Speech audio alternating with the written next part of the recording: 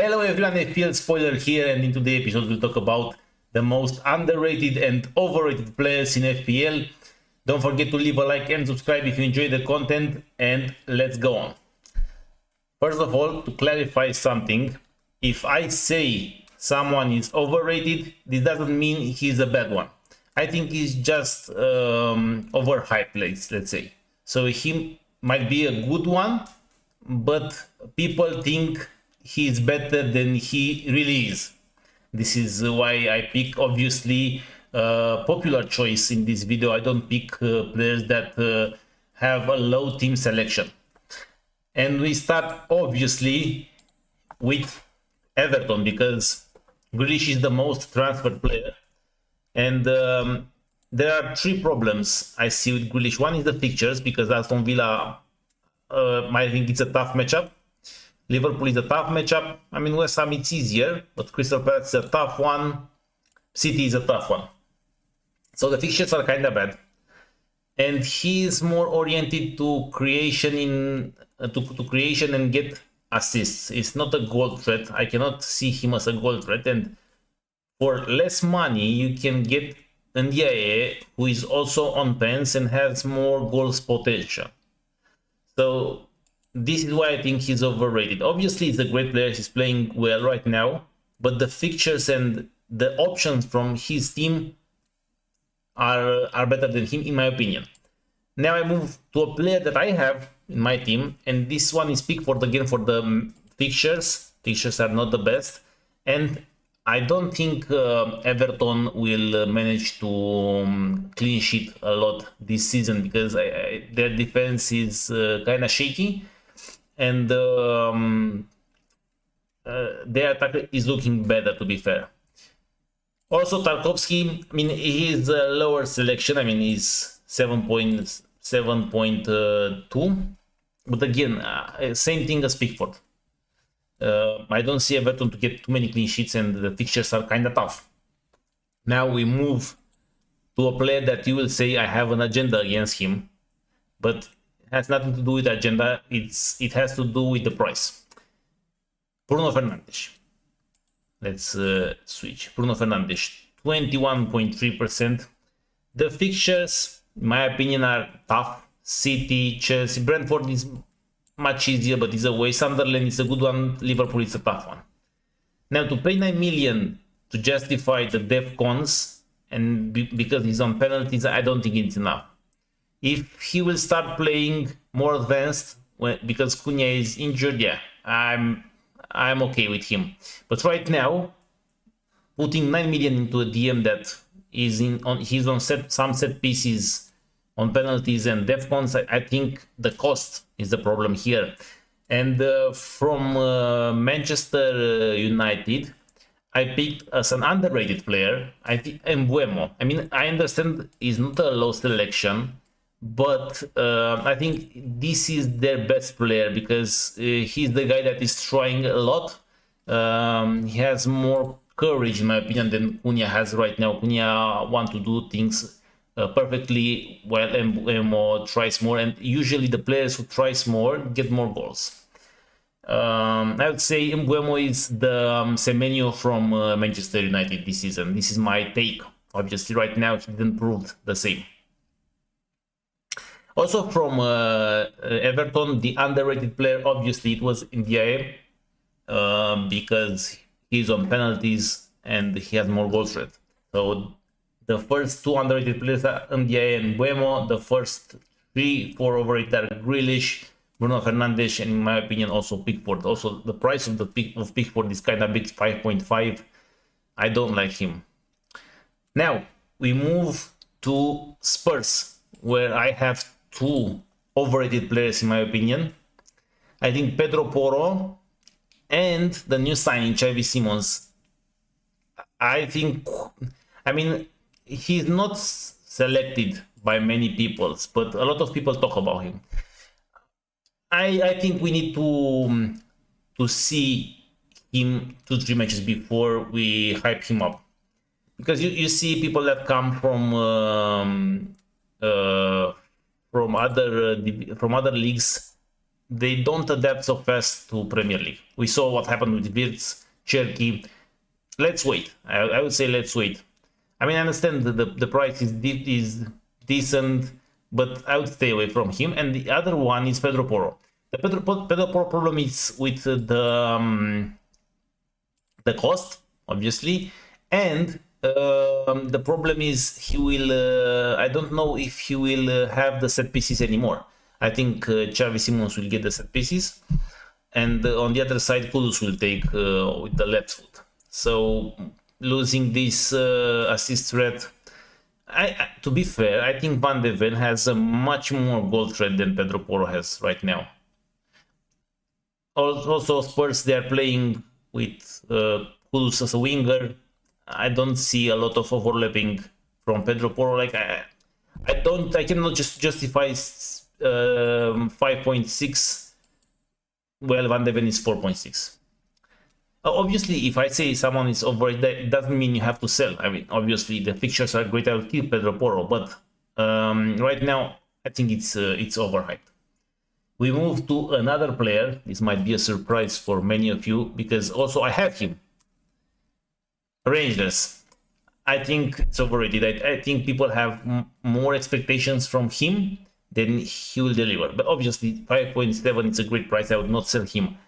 But I want to tell you that he is the guy that can blank a lot. There are two problems with him. One, I think in tougher matchups, he is not there. I cannot say he's hiding because he's very active, but sometimes something is not clicking. Another problem is when Aït-Nouri and Marmoush are on the left side. He's going like a winger. He's more inside, and Reinders is more like a central midfielder, a basic central midfielder. While when Doku is on the pitch, Doku is much more of a winger. Aït-Nouri doesn't go up so much, and Reinders it's more like a box crusher. So each time Marmoush will play, Reinders will be much deeper. Each time Doku play, he will be more advanced. So it's very contextual. So I would say this is a great player against weaker opponents, but against tougher opponents, while Marmoush is on the field, I don't feel he will get many contributions, and also defensive contributions are not there. So. But again, the price is very good. I will keep him. I have him in my team, but I think sometimes maybe I will bench him in tougher matchups. Who knows? The next one is from Arsenal, which is my favorite team. I think Gyökeres is highly overrated. The team selection is quite big. The cost is, let's see, medium. But the problem with Gyökeres is, again, in tougher matchups, he is a ghost, to be fair. Also, some injuries from Arsenal right now with Saka that count, in my opinion, but still, against weaker opponents, of course, I consider buying him from game week 7. I think most of us should have him from game week 7 because the matchups are kind of easy, but right now, I really doubt him, to be fair, to do something in tougher matchups, and the matchups are not easy right now. Nottingham, I don't see Nottingham like a weak opponent. City, tough one. Newcastle is a tough one. So from here, from game week 7, of course, we can bring him in. The next one is from Burnley. I mean, obviously, strange for me to, but I think there are better options. Esteve is the player I picked. I think you can go with Ekdal, but I don't like the Burnley defense at all. Even Dubravka, to be fair, I understand it's 4 million. He's the only goalkeeper with 4 million and in the starting lineup, and he is great goalkeeper. But I cannot see the potential of clean sheet. I mean, I would rather go with Petrovic and maybe other goalkeeper. I mean, the team selection is very, very big. But I understand. If you want to save money, go for him. It's not a problem. But again, I think Burnley will have very few clean sheets this year. The next one Again, a controversial one. I think Cole Palmer, even when he's back, he's overrated, but because of the price. I cannot just justify this 10.4 million. I understand it's on penalties. He's great, but sometimes he loses motivation against weaker teams. He comes handling in tougher opponents. And this injury, I don't know.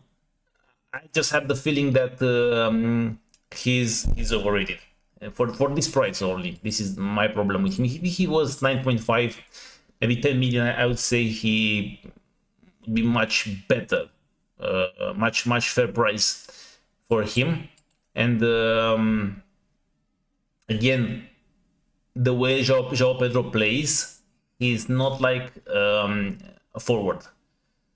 So many times we will see situations when Palmer is not the one who make the assist, but who do the pass before the assist. The way Chelsea play, I don't know. I don't think he will favor or justify the price of Cole Palmer. This is just my opinion, but obviously, as you saw, I consider getting him from game week 7, game week 8, because the fixtures are great and obviously you need to triple up on Chelsea. The last one, I mean, I know many people do not have him right now, but Frimpong, I think it's massively overrated. Now, again, because of his injury, his team selection dropped, but I think he will be one of the main reasons that Liverpool will not get a lot of clean sheets this season. He's great at going forward, but even if he's great going forward, I cannot see him getting too many assists or goals. Because Salah is acting more like a winger this season, and I think he will be the man that do the pass before the assist. To be fair, I mean he passes to a center midfielder to Salah, and from there is going the assist, and he will not get points. So I cannot just justify 6 million for him. Now, underrated players. We talked about Ndiaye from Everton and Buemo from Manchester United. The next one is from Chelsea. Caicedo. Yeah, I think Caicedo is underrated. 5.5 million at the end of the year. He might have more points than Reijers, to be fair, because he will be there with defensive contributions in almost all matches.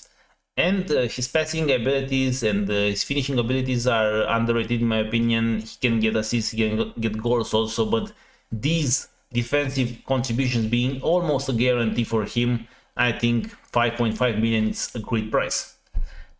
The next one is from Aston Villa, and I think Aston Villa is underrated in defense. And obviously I'm talking about Cash, who scored 2 goals for his national team. Amazing goals. Both of them were class finishing. He's also on some set pieces, and I think Aston Villa is a great defensive team. I understand he conceded 3 goals last game, but still, first 2 matches were fine in my opinion. Just 1 goal conceded, and in one of the games were down to 10 men. Again, Conside's okay, but I think Cash is the better option. He's very underrated from Aston Villa. The next one, we go to Bournemouth, and the next one is Evan Nilsson. Only 2.3 selection. I mean, everyone is going for Semenyo. Evan Nilsson can be the guy that get more goals. He is the striker. I think since Kluivert is not on the pitch, he will be on penalties also. And 7 million for an attacker. I mean, it's a very great price for him. 2.3 team selection. I think he's underrated right now. Next one, I mean next ones, because there are more, are from Burnley. I think Burnley in attack, Anthony and Foster are kinda underrated, under 1%. I think Burnley will be a great attacking team. They will concede a lot of goals, and they are kind of forced to attack to recover. We saw what happened in the Manchester United game the week before. They managed to score 2 goals. The only disappointing game was against Spurs, to be fair. But let's be honest, that's a tough matchup, and the Spurs is looking very good defensively this season. They managed to lock down Manchester City, so yeah. The next one, we go to Crystal Palace, and everyone is on these players like Guehi, Munoz, Mateta, Psar, Lacroix. But I think these two, Mitchell and Richards, are kinda underrated. I think Mitchell can do almost what Munoz can do. If you see, they have similar points. And I think Richards can go closer to Lacroix. I mean, definitely Lacroix is the best defender from Crystal Palace. Now, I like more Munoz because Sarr is injured, and I think he will play more advanced while Sarr is injured. But if Sarr was not injured, I think Lacroix is the best option from this team. Again, Lacroix 2.4. Again, people are going for Guehi, they are going for Munoz, but I think Lacroix, Mitchell, and Richards, all three, are underrated right now. Now we are going to Leeds, which I think it's a great defensive team. Both Gudmundsson and Rodon are great. 3.9%, 2.8% selection. Great players. And now we have two surprises. I think most of you will not think about these players. But here I picked Rodri, 0.6%. I think he's a DEFCON monster. He can get DEFCONs a lot of matches this season, and also the long shots are there and the assists are there. I think it's a great option. Between him and Rangers, I don't know. I mean, I think Rangers is a little bit better than him. But look at the difference. He has 0.6, this one has 32.5. This is why I rate Rangers as overrated, because it's the high selection and here is the very low selection. But obviously, I would pick as 5.7 than Rodrigo 6.4, obviously. But again, this is an underrated player, under 1% selection. I think he'll perform great. And the last one, we have Declan Rice. I think Declan Rice against tough opponents, he will get the defensive contributions. And against the weaker opponents, he can get the assists because he's on set pieces. This is why I picked him. I mean, 9% is not a low percent. But no one, not a lot of people talk about Rice, and I want to mention him also here. I think this is all for today. I hope you enjoyed the video. If you have questions, don't forget to leave them in the comment section. And until next time, I wish you a great day.